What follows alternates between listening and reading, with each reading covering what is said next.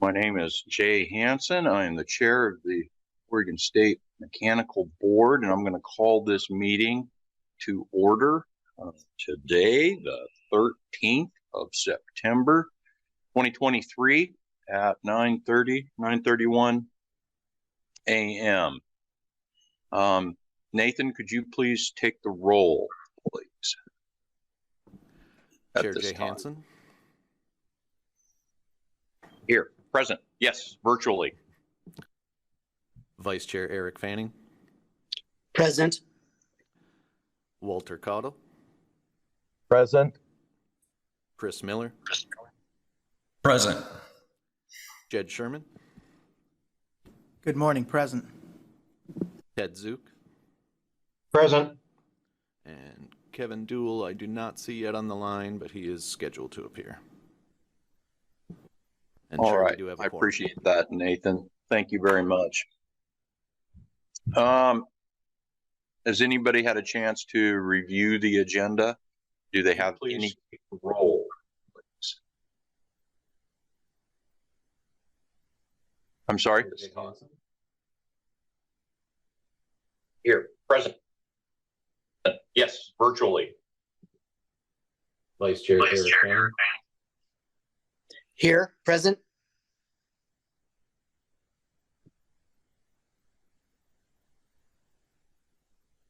I believe we Nathan, were, I believe Nathan, we is were there- picking up Dan's audio, so that's why we were getting that double playback.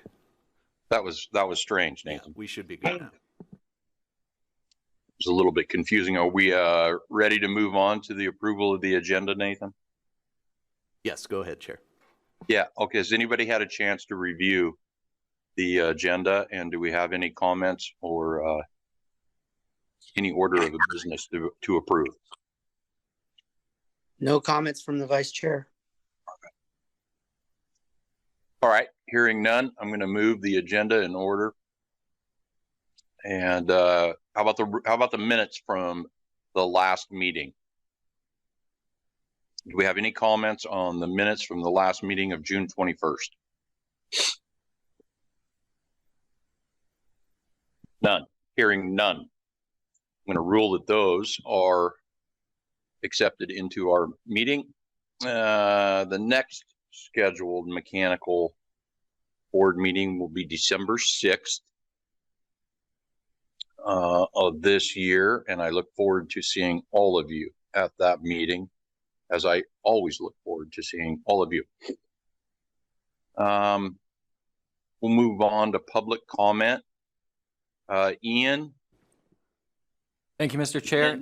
Ian Paik, Policy Analyst with the Division. There have been no requests for general public comment today, but I'm going to take a moment here just in case there's anyone on the Zoom that would like to provide general public comment to the board. All right, excellent, Ian. Thank you. Hearing none, that concludes general public comment. Thank you, Mr. Chair. Thank you very much, Ian. Okay, Mark, do you have anything on the program update? Thank you, Chair Hansen.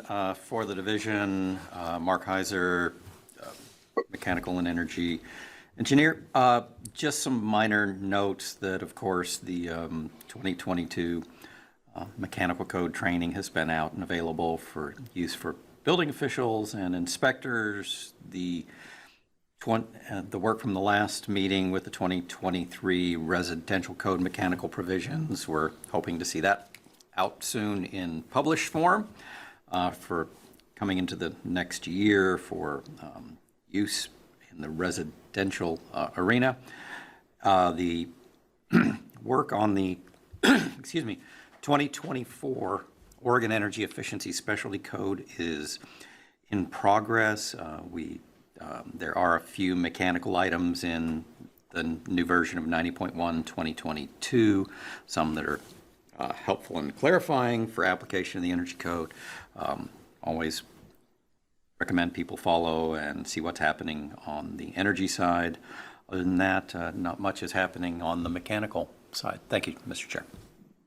Any questions for Mark, anyone? Okay, hearing none. Andy, how about a legislative update? I don't know that we have enough time through the rest of the day to hear everything that's gone on in the legislation, but specifically as it applies to this board and this meeting, what do you got for us, Andy? I will do my best to truncate it just to that. Thank you. Thank you, Chair Hansen. Members of the board, I am Andy Boulton, Senior Policy Advisor for the division. I'm here this morning to give you a brief update on the legislation that came out of this year's legislative session that impacts the division specifically. There's a full summary in the board packet that goes into depth on the bills that impact the division's plans for implementing the requirements of those bills. There's not much that impacts the division that would also cross over into this board's purview. There's one item in the greenhouse gas emissions bill that will, and we'll talk about that in a little bit. I'm going to just touch on a couple of broader themes from the session that still may be of interest, even though they don't necessarily directly impact the mechanical board. You can also review the full summary if you want to go into more detail, and if you'd like even more detail than that, you can go to the Oregon Legislative Information System website for full bill language, as well as staff analysis on all those bills. If you have any questions as we go through, I'll do my best to answer them here at the table, but I may need to take away detail-specific questions with me and get back to you with a answer based on the text. Any questions before we get started? Andy, is there a link to on the division's website on two issues that the division is specifically focused on that are cooking in the legislature right now? I don't believe we have a specific page on the website where we're generally talking about the scope of legislative issues that the division focuses on. There is in the packet there's the summary of the specific bills from the last session, but not a more generalized here are the issues that we track in each and every legislative session. All right. Okay. Thank you, Andy. Yeah. Go ahead. Sorry to interrupt. No, you're fine. Right off the bat, increasing housing supply was a major theme of the session, and the primary bills that the legislature used to address this priority were House Bills 2001, 2889, and 3395. There's a lot going on in these bills, and it would be outside the scope of this update to go into full detail on them, and because most of it doesn't impact the division particularly. There are a few items that impact the division, including creating a definition for visitability and accessibility, and to explore allowing single exit residential buildings under the OSSC, but nothing directly on point with the mechanical board's sphere of influence. The summary in your board packet will give you a better idea of the extent, and again, if you'd really like to get into details, there is the OLIS page, which is a great resource. Any questions on those housing bills? I have none. Okie dokie. None. Anyone else? I'm hearing none. Appreciate it. Thank you. Yeah. Next up is the greenhouse gas bill that I mentioned earlier, is House Bill 3409. This is the climate and greenhouse gas emissions bill, and much like the housing bills, there's a lot going on in here. The bill actually combines 15 different bills into one bill, which is part of why there's so much going on there. The bill adds consideration of greenhouse gas emissions to the list of priorities the division must consider when executing agency actions. The division is directed to consult with the Environmental Justice Council when evaluating priorities that the division sets and actions that the division takes to adapt to and mitigate the impacts of climate change. The division is currently exploring the best way to implement this consultation, but it will likely involve a regular check-in with the council on pending agency action in this area. The bill places into statute the reporting requirements that had previously existed in Executive Order 2004, and the division will continue to fulfill these requirements as it has since the EO was put in place in 2020. The division is directed to study the use of lower carbon building materials in the building code, and to this end, the legislature funded 2 additional positions with the division. The division also anticipates contracting with a third party to assist with the study. The Department of Energy was directed to develop energy performance standards for covered commercial buildings. The division will consult with the Department of Energy on these standards. And finally, as I mentioned earlier, there is a directive in HB 3409 that does relate directly to ventilation systems, but we have a whole separate agenda item on that one coming up. So I'm going to keep you in suspense for just another few minutes and let Ian and Mark talk to you about that later on in the meeting. But other than that item, are there any questions about 3409? Anyone? Hearing none? All right, I'll get out of your hair. Thank you.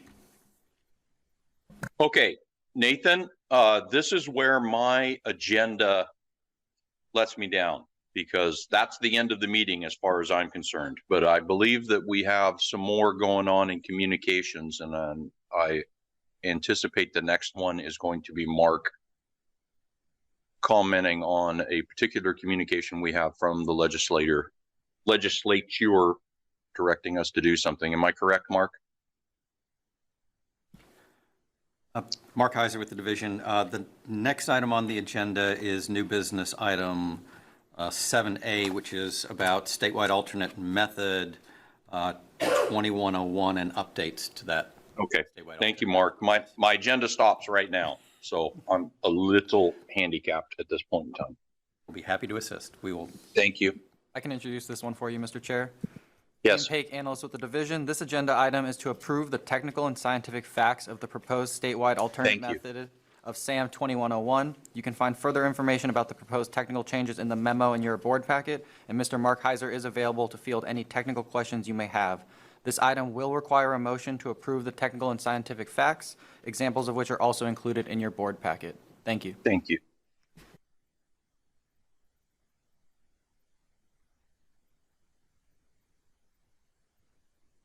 So are you gonna, Mark, do you got something to present on this so that we can start talking about it? Thank you, Mr. Chair. If you'd like a little more background on this statewide alternate method, it is really an update to one we did in the past for new refrigerants with low global warming potential that are coming out. And as we've seen through the past several code cycles, there's always another new refrigerant that's coming out, and another one, and another one, another one. And our 2022 Oregon Mechanical Specialty Code was based on the 2021 International Mechanical Code. And at that time, the 2022 versions of ASHRAE Standard 15 and 34 were not available at that time. So, and there have been updates, of course, to those with even more new refrigerants and how to deal with these, what we call the A2L low flammability A2 refrigerants. Newer standards came in. We had, at our last meeting, of course, there was a request to re-examine this, to come up with an update. And so here we are with the update that brings in the new, an alternate method to use the latest versions of ASHRAE standards 15 and 34 and updated versions of 2 UL classifications for appliances that use these low flammability A2L refrigerants. And that is what is before you today, is an update of this to really provide an ability to use the latest standards that weren't available when we went through our adoption process for the 2022 Oregon Mechanical Specialty Code. I'm available for any questions if you have them. Anybody have any questions? Lots of new refrigerants out there. Okay, I appreciate that, Mark. Do we move to approve the statewide alternate method, number 2101, as a board? Mr. Chair, one moment. Ian Paik, analyst with the division. Here, the division invites discussion, comments, and questions. And then if you were to do a motion to approve, the language would be a motion to approve the technical and scientific facts of the proposed statewide alternate method. Would be your motion language. Does anybody want to offer a motion here at this moment or have any comments or questions? I heard no comments or questions. I'll offer a motion, Chair Hansen. Make a motion to approve the technical and scientific facts of the proposed statewide alternative method. I do believe that it meets the intent of what we had asked for as the board in allowing these refrigerants. Excellent. Thank you, Ted. I would second that as vice chair. Perfect. All those in favor? Aye. Aye. All those opposed? Okay, we have a unanimous acceptance of the new statewide alternate method, 2101. I appreciate that. House Bill 3409. We have some new business around House Bill 3409 and ventilation standards. Thank you, Mr. Chair. Mark or Ian, do either of you have something for us on this? Yeah, I can introduce this and set it up for Mark. Ian Paik, Policy Analyst with the Division. This agenda item is to notify the Board of Section 6.2.B of House Bill 3409. Under this section, the Division is to investigate the potential benefits and the feasibility of updating building ventilation standards and of specifying standards for air cleaners present in building mechanical systems and in occupied indoor spaces. The Division requests that the Board review the relevant sections of House Bill 3409 and welcomes any feedback, discussion, and questions regarding how the Division should work with the Board to investigate the potential benefits and feasibility of updating building ventilation standards and of specifying standards for air cleaners present in building mechanical systems and in indoor spaces. This agenda item will not require a motion, and Mr. Mark Heizer is available to field any technical questions that you may have. Thank you. Okay, thank you. Ian, Mark, could either of you just break that down into very, very simple terms? The legislature is asking us to do something. That's what I understand. We're being asked to dig into some code or just review, or what are we specifically being asked to do?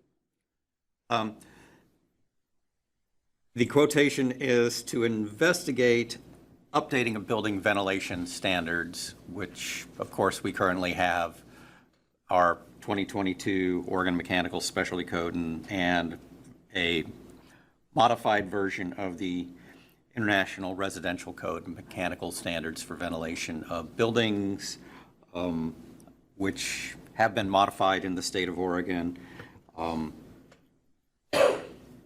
So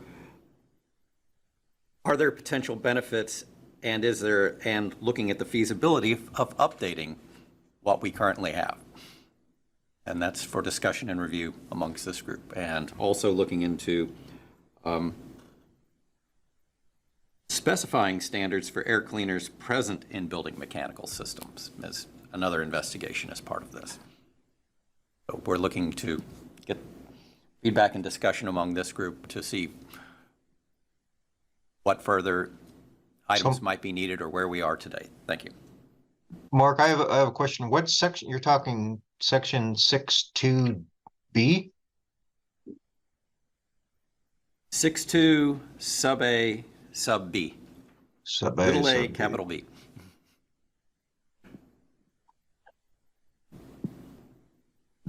Okay, so as a board, legislator is asking us to investigate the feasibility of investigating and updating this particular code. Do we as a board feel that the code is lacking, thus warranting feasibility? Well, it says updating building ventilation standards and specifying standards for air cleaners present in building mechanical systems. I guess I'd be looking for more direction on what exactly that entails. I mean, if we are looking at the building ventilation standards, what are we looking at the standards for? I assume wildfire smoke. Are we talking environmental? Are we talking biohazard? Or what are we evaluating them for?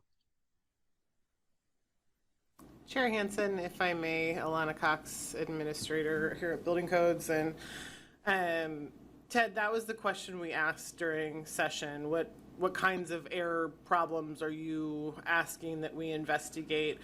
And I was told it was wildfire smoke. I think essentially what they're asking, this came out of the Resilient Efficient Buildings Task Force. One of the things they talked about was climate resiliency. And so I think what they're saying is, are we doing all the right stuff when it comes to wildfire smoke in terms of filtration? Is there anything else we can do? And there's no expectation that we don't have to submit a report or anything. We want to have the conversation and take a look at our code through that lens, which I think we do on a regular basis, but that's part of the bill also is, is our code taking the right approach, particularly when it comes to wildfire smoke? So I guess my question would be is, and excuse me for jumping in here, Chair Hansen, it's just the questions popping in my head. What standards are there out there now specifically as related to the air cleaning filtration? I mean, that's a starting point. It seems to be a homework project on first looking at what those standards are and seeing if they are sufficient to meet what the legislature is asking us, in particular to wildfire particulates. Yeah, exactly. And I don't have it in front of me right now, but I believe that we're referencing ASHRAE at this point. Mark, can you clarify with that, please? Chair Hansen, Mark Heizer with the division. Our current ventilation standards are what comes from the International Mechanical Code and the International Residential Code. The IMC does work pretty much hand in hand with 62.1 for commercial building ventilation, so they're very, very closely aligned. They work together. Members from those boards, they sort of cross-pollinate between them. Those are the current standards for ventilation. There's probably an expectation, given this summer's issues, that there might be modifications to the national codes that will probably become part of their discussions, but currently we don't have a specific standard for that and what level of smoke control we would have coming into a building. There's nothing that's a standard or code that's available currently. Yeah, I guess that was my point, is what I don't even know what our starting point is there. The standards are set by ICC as it comes from our model code, and we adopt that model code, but I'm not aware of anything specific just for wildfire. And you would think the filtration system would be good enough for wildfire, but I don't have a good handle on that. What it is that we're supposed to be evaluating is we're supposed to be evaluating something that's a national standard. Which we always do. Yeah, it's just a routine thing that we do, but we don't make those standards. And I'm pretty sure Alana doesn't want to get in the business of making Oregon standards around ventilation. So. I certainly don't want to bite that off myself as the chair of this committee. There's always,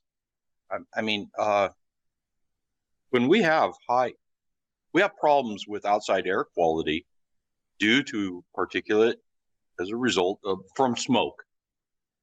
You can always turn off mechanical systems. If we try to filtrate those systems to continue the flow of outside air into buildings, we're going to severely hamper existing mechanical equipment. So it's a bit of a catch-22 in this regard, if you ask me. I think that we're doing all that we can do right now by referencing what national standards are available to us. Any other comments? A quick comment. that paragraph that begins under section 6 and so forth. I'm looking at the bill. That paragraph basically copies the bill language. So it is rather vague, but it seems like our task is to investigate benefits and feasibility. I think what you're saying, Chair Hansen, is pertinent. That is, if you're updating building ventilation standards, that's going to affect building ventilation systems. If it's a hospital, they probably already have MERV 13 and all kinds of great filtration that can handle this. But if it's a mini mart or a residential structure, it probably does not have the capability to handle that more advanced filtration. And then when the words air cleaners suggest something perhaps beyond ventilation. I don't know if that's a standalone filtration device that would be in the space. I don't know if there's standards for that. I'm struggling with the vague language from the legislature here. Yeah, and that's where I'm at is I'm not really sure what it is they want us to do and off the cuff. I think we're already doing that. And if they want us to investigate, I guess we could take a look at the standards and say, yep, we're doing that. But I'm not really sure what the mission without creating new standards are, as you talked about, Chair, even if we did, now we're messing with those mechanical systems. So, I think it needs to just stay the process that we have. Maybe if there was anything to suggest, it would be more at the national level of code change is have a standard that's specific to wildfire that takes into account existing mechanical systems out there. But I think it's beyond the approach of this board to make any new standards. If we're going to evaluate them, I think we're doing a good job so far. So I take this language as we are being asked to investigate the feasibility of investigating the standards. And we don't believe that there's, what I'm hearing is, I don't believe that there is any real feasibility of looking into these standards any further because we already reference them and accept them. We reference them, we modify them as we see needed just to fit Oregon's unique needs and put them in place. So I think we've met the intent. Alana, Mark, Ian, would you agree? That's helpful, Chair Hansen. I don't know, before I jump in, did you have something, Mr. Fanning? I was just going to agree that with what's been said by the board members on this, it doesn't really make a lot of sense of the ask from the legislator on this. That's all. Thank you. No, that's helpful. I think. Oh, sorry. Go ahead, Kevin. Through the chair, a question for Mark Heizer. You mentioned ASHRAE 62.1. Do we have reference ASHRAE 62.2 for residential as well? Through the chair, Mark Heizer. No, we do not directly reference 62.2, but again, the IRC residential committees and the 62.2 members pretty much overlap in the national level, and they try and maintain fairly close alignment, and sometimes they're might be a cycle off on changes that happen, but yes. Thank you. And a follow-up question for Mark. Do those standards, how do I phrase this, have any language?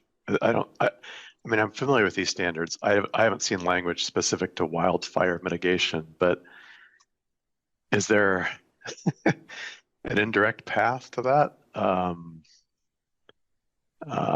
not even sure what that means. I mean, well, to be more specific, we have, say, a residential portion of our code, and it specifies certain ventilation levels for kitchens, bathrooms, things like that. Is there any indirect reference to a low air quality space that would require a higher ventilation standard? I'm trying to think of some way of, to be fair, I was involved in some of the discussions that led to this bill, 3409. So I have some concept of the intent, which was, hey, let's give people better indoor air quality.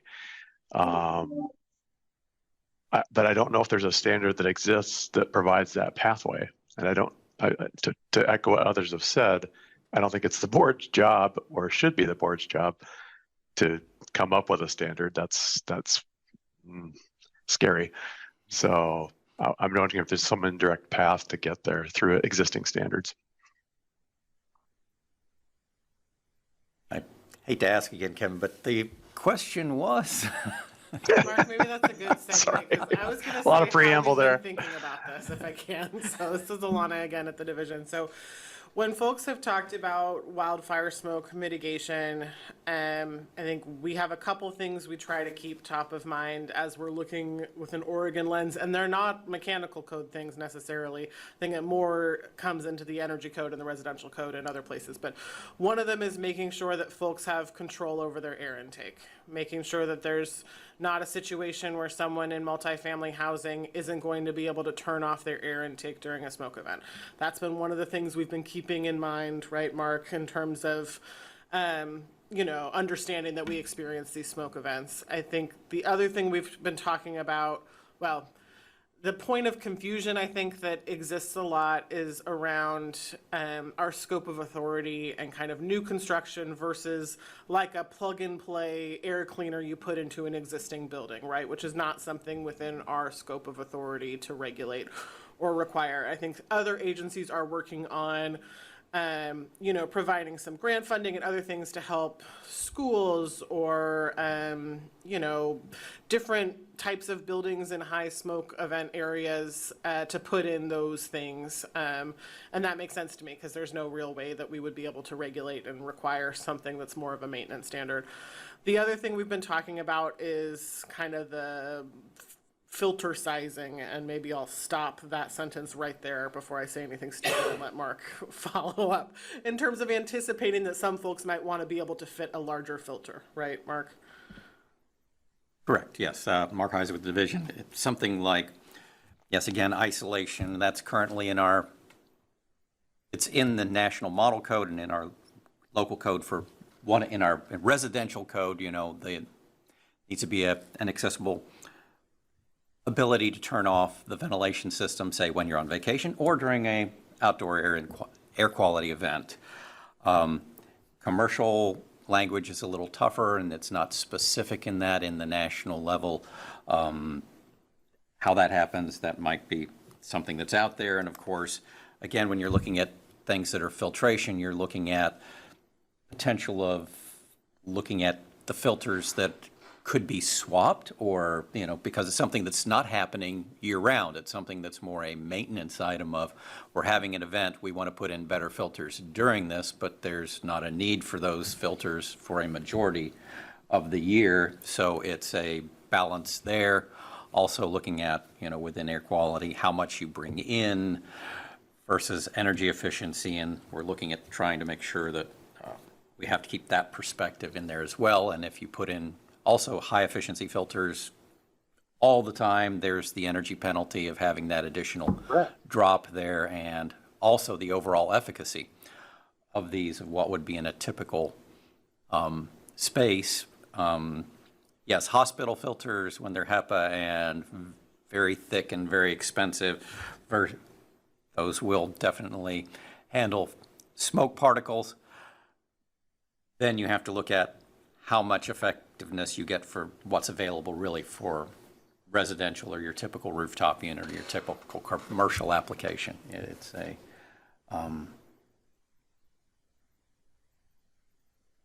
interesting question for this group to consider, whether nothing is currently in model codes for us to really look at for that. So, thank you.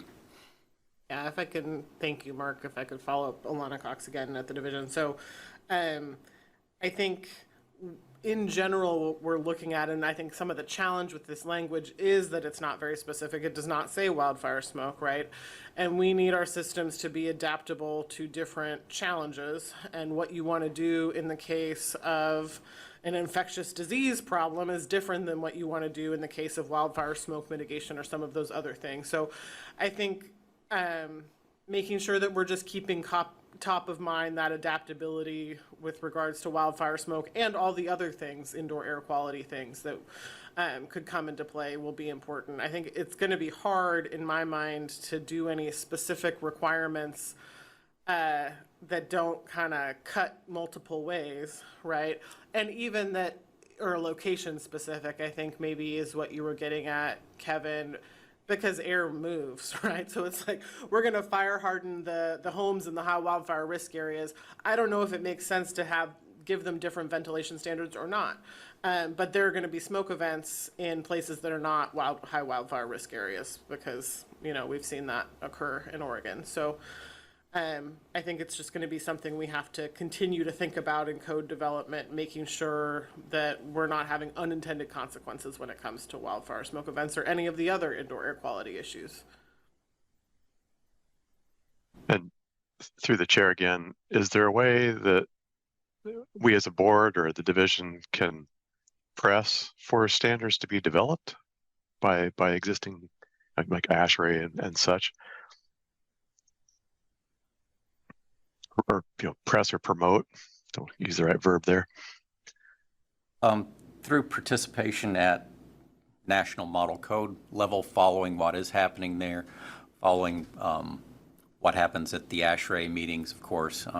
Currently, division mostly follows the 90.1 side, but we definitely are doing some following separately of what does happen at the 62.2 and 62.1 level, but their meetings kind of overlap with the ones that we're currently following. But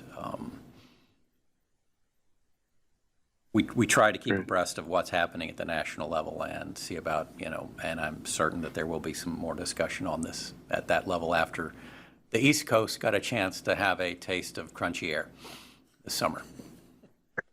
Isn't it funny that when the East Coast gets a taste of crunchy air or experiences something, they get all fired up. All the while we've been dealing with it for years and years and years. And to even comment on that a little further or expand on that a little further, fire events come and go. Like Alana says, air moves, fire moves. It happens in areas when we always least expect it. And it becomes a critical emergency at that time. And it should be looked at that way. But how we as a board can affect code standard, national standard codes to address each and every one of those biological, fire, smoke, it's impossible. You would always be shooting yourself in the foot, whether it come to energy efficiency or minimum outside air standards. I think that we always have this. It's at the core of what these boards do, is to be mindful of our specific needs geographically and the development of new products available, new systems, new concepts. We're always looking at these things. So I personally feel that the legislature is asking us to do what we always do. Just, if I could, Chair, just a comment is to both what Kevin and Alana had talked about.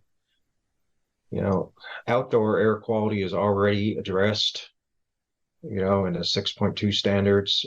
It's addressed as a regional thing. It's addressed as localized, what's close by.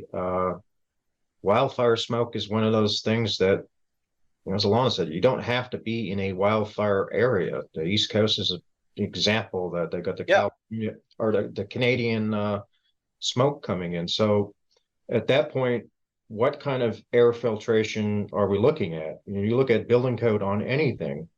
We can make buildings that don't burn and don't fall down and don't let nasty air in. At what point does it become too expensive that you're not allowing construction anymore? Everybody's not going to live in a concrete bunker underground, like it's a doomsday bunker. And yeah, it would be safe, but you can't make building code to address that. And the wildfire smoke comes and goes. It's not necessarily even where the wildfire is. Correct. To go further than the standards that we have out there, I don't think is prudent from trying to tackle that from the board. And if the job is to investigate, I would say the discussion we're having here is investigating it. And it's like, we think the standards are fine. And if they need to change them to address the climate change with the wildfire smoke, that needs to be done on a national level through the national standards. 100%. But Kevin, to your previous question, I was trying to understand that. Were you asking if we as a board could push ASHRAE by making a formal request that they investigate this a little further? Can we put some focus? Can we make a request for some additional focus on this particular issue? Was that kind of at the heart of your question, just your previous question? Yeah, that'd be a practical application of it for sure. Is that, I mean, I understand, Mark, that we monitor what they're talking about. Can we interject and maybe try to have an impact on what they're talking about instead of just monitoring? Chair Hansen, I think Mark is being modest, and he is highly engaged in ASHRAE. He sits on a committee, and we'd be happy to, I feel confident it's on their radar and they're going to be exploring it, but I think we can underscore that and make sure they understand how important it is to Oregon that they work on that issue. I appreciate Mark's modesty, but we should work on stepping into his power. Come on. That's fantastic. Okay, so speaking for Mark, Kevin, I would say that he hears what you're indicating and won't let us down in that regard. Yeah, agreed. And question to Mark through the chair. You mentioned earlier, I just wanted to clarify that in our current code now for residential, that there are provisions for occupants to isolate, that is, shut off their outside air. Is that correct? Through Chair Mark Heizer at the division, yes, there is a requirement for local occupant control. So it's to be able to have a sort of similar to what had been in the old Washington code, and it is in model code, is that you have something to where the occupant can, a listed switch that will turn off the outdoor air fan and the exhaust system, the normal exhaust system, and that would be sort of that. The whole house ventilation system is the bare minimum ventilation for the residential home. You're still going to have all the remaining exhaust is intermittent, and really the occupant has the ability to either run their dryer or their kitchen range hood or other exhaust fans to reduce the amount of continuous ventilation into the space. And if they go on vacation, they can shut the system down. Great, thank you. So through the chair, would it be beneficial to the Building Codes Division in compliance with this House Bill 3409 if there was some sort of recommendation from the mechanical board that in investigating the feasibility of updating building ventilation standards, it's recommended that the ASHRAE and ANSI standards be recommendation that those standards, that they evaluate wildfire smoke within their standards, and we leave it at that? That's really helpful, Ted, and we don't need a motion. I think this discussion is what we were looking for to kind of understand where the board was at on this question, and I think we fulfilled that, and we have some good direction on where we can go from here, so thank you. Excellent investigation into feasibility. That's what I would say. And benefits too. We did it faster than the legislature does anything too. Well said. Well said. All right, moving on to, I guess it would be announcements, or do we have anything else in new business? Nathan, can you help with that? We are on to announcements, Chair. Does anybody have any announcements? I would just say that we have two candidates that have approached me for how they go about applying for that open inspector position on the board. So looks like both of them are going to apply. So hopefully next session we might actually have next legislation session when they can confirm. Hopefully we'll have another member help us with our quorum issue that we have, getting everybody together. Excellent. They know how to apply? Are you aware, Ted, do they know who to get a hold of or what the process is? Yeah, I showed them where to go, and Okay. they're, to my knowledge, they're both applying. So Okay, excellent. Any other announcements? Engagements, birthdays, weddings? Anything? All right. Well, I'm going to move to adjournment then. And as I do, I want to thank everybody on this board. We've got an excellent board here. I really appreciate the discussion, the openness and willingness to discuss these topics. And I want to thank the staff very much for their support as we get through this. We have an excellent building codes division in the state of Oregon, and we have an excellent board. It's how we do things around here. So thank you all very much. I'm going to move to adjournment. I'm going to see everybody. Let's see, we will be adjourned at 10:17 on the 13th of September. And I appreciate everyone and see you again in December. Thank you, Chair Hansen. Thank you, Chair Hansen. Nathan, thank you for your help. I appreciate it very much. I was a little disabled here this morning.